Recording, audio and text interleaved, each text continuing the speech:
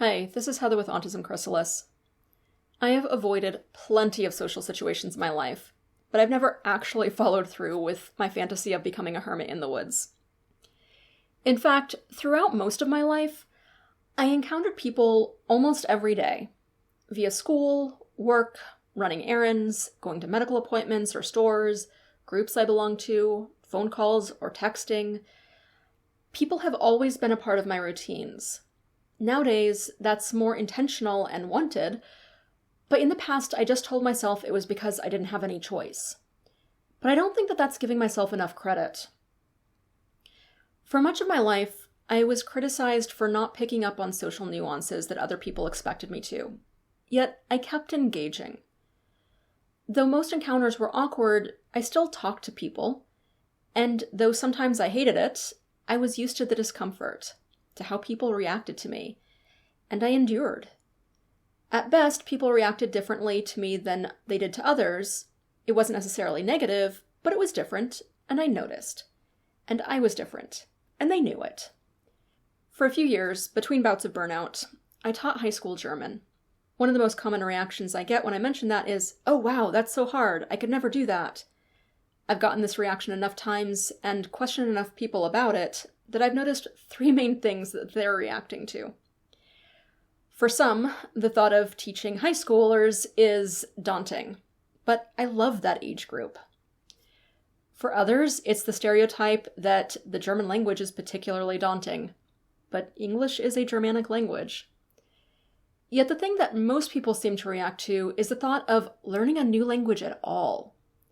Intimidation is an incredibly common response to language learning, no matter the language. And I think that that's because there's a deep-seated fear in most of us of being unable to express yourself like you would in your native language, of losing communication and feeling disconnected from others. Autistic or not, humans generally have an aversion to situations where we can't communicate comfortably. When I avoided dealing with social obligations until I couldn't avoid it anymore, it wasn't only because I'm autistic, it's because I'm human. But because I am autistic, I've had an extra generous serving of experiences in which being around people resulted in uncomfortable communications. And because of that extensive history, I knew that I would get through them. I knew that being embarrassed wouldn't kill me, despite sometimes wishing it would, and I endured. A lot of autistics who socialize more easily are able to avoid situations which they find awkward or embarrassing. They too have miscommunications and are excluded and have the whole gamut of negative social experiences because they generally aren't as good at communicating as they think they are. But they can usually minimize those encounters. And when they do avoid them, they're avoiding a minority of their social experiences. For autistics, that is most of our encounters. So avoiding the awkward ones means avoiding most or all interactions with people. My point is that this narrative that autistics are socially avoidant, shy, withdrawn, antisocial, or whatnot, and therefore there's something wrong with us, is not true. Autistics are not socially avoidant. People avoid discomfort, and people particularly avoid communication gaps.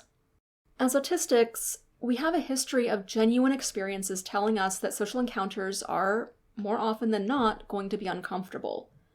And like all reasonable humans, we avoid the thing that is uncomfortable. It's not because we're defective. We are responding entirely reasonably, and in the same way that everyone does, to painful situations.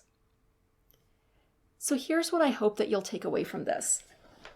There's nothing wrong with you. You are a perfectly reasonable human being for avoiding things that are uncomfortable. That's what humans do. You are also incredibly brave for continuing to engage in this thing that you know is going to be uncomfortable. A lot of neurotypicals don't do that. They can usually avoid their minority of awkward social experiences, and so they stick to the ones that they feel comfortable with. The fact that you keep engaging over and over and over is a testament to your bravery in discomfort.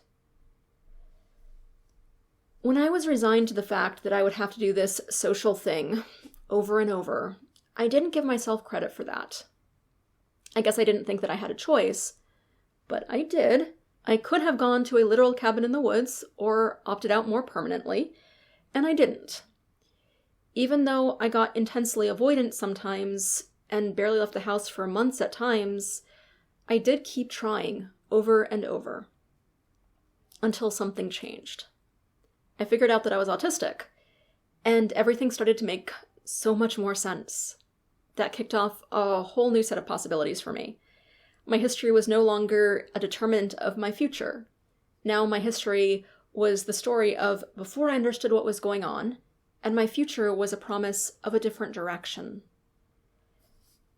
When I started making changes, learning to unmask, learning to present myself differently, developing healthier and non-neurotypical conforming relationship skills, leaning into my natural autistic communication style, I started to engage differently. I was building out my autistic social skills, and that opened up possibilities for my future being different than the past. It was still sometimes awkward, but in different ways, and increasingly less so. And I let myself off the hook for all those years that I had hidden away from people, because there was nothing broken inside me after all. It was an entirely reasonable response to an unreasonable situation. I was being expected to perform without ever getting decent instructions on how to do that, or in ways that made sense to me at least. The more I understood what had been going on and experienced genuine connection with people in increasingly positive encounters, the more the shame and blame that I had heaped on myself for years faded away, along with the damaging narratives that I had told myself. I won't pretend that everything is perfect now, that every encounter with people is sunshine and roses and unicorn farts. I still have miscommunications and misunderstandings, and things are awkward sometimes. But now that is more of a minority of my experiences, and I feel better equipped to deal with them and to come to a positive resolution. And I'm also better able to differentiate when the problem is with my side of the communication or with the other person, because it isn't and never was all on me. My history of people being confused or mad at me or upset with me or of complaining at what I said and telling me off, but without explaining why or what to do about it, no longer has to determine my future. It took time to unlearn the many damaging lessons that I had been taught, to understand what was really going on, to let go of the shame and blame I had taken on, and get to a better mental and relational space. But I'm no stranger to uncomfortable and difficult tasks, and this one had much better prospects for a positive outcome. It was absolutely worth it. In fact, it's been helping me in a lot of different areas of my life, including making these YouTube videos and publishing articles on my blog. If you're interested in more on that aspect of this whole miscommunication situation, here's a video that I made about that and about my relationship with perfectionism. All right, I wish you well and a neuro-wonderful day.